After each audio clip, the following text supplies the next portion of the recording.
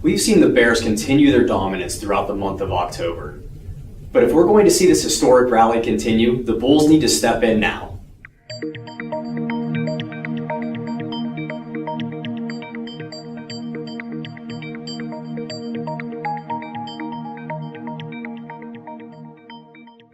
The heavy selling continued last week, with all of the major indexes that we tracked negative.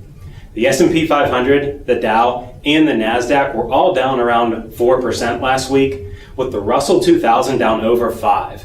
As I mentioned last week, the Russell 2000 was one of the leading indexes earlier this year, and now it's barely positive for the year, up only 0.75%. Foreign and emerging market stock were also down last week, with foreign down almost 4%, and emerging markets down 2%. The emerging markets are now down over 13% for the year. The chart that we're looking at today is the New York Stock Exchange Composite Index. Now, this index consists of over 1,900 common stock companies, and out of those 1,900, about 1,500 of those are companies from the United States, and around 400 of those are foreign. Now, we wanted to touch on this today because it consists of a lot of the companies and the indexes that we usually talk about, with the S&P 500, the Dow Jones, the Russell, and the NASDAQ, and it also gives us a good idea of how the global markets are doing as a whole. Today I want to focus on the two lines on this chart.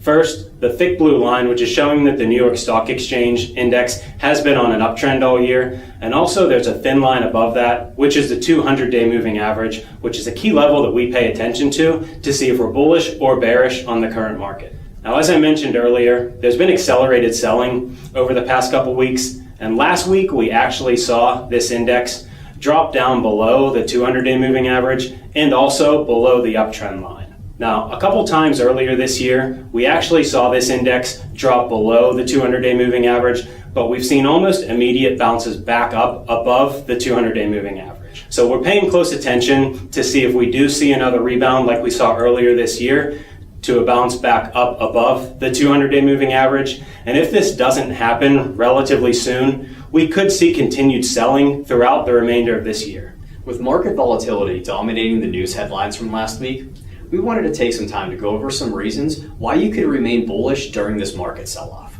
The first reason is that we have both the Dow Jones and the NASDAQ over their 200-day moving average. So this is showing that the market is still having confidence in large US companies along with the tech sector. And the tech sector has been a leading index throughout this bull market run. Next, we wanted to take a look at the seasonal trends of the S&P 500.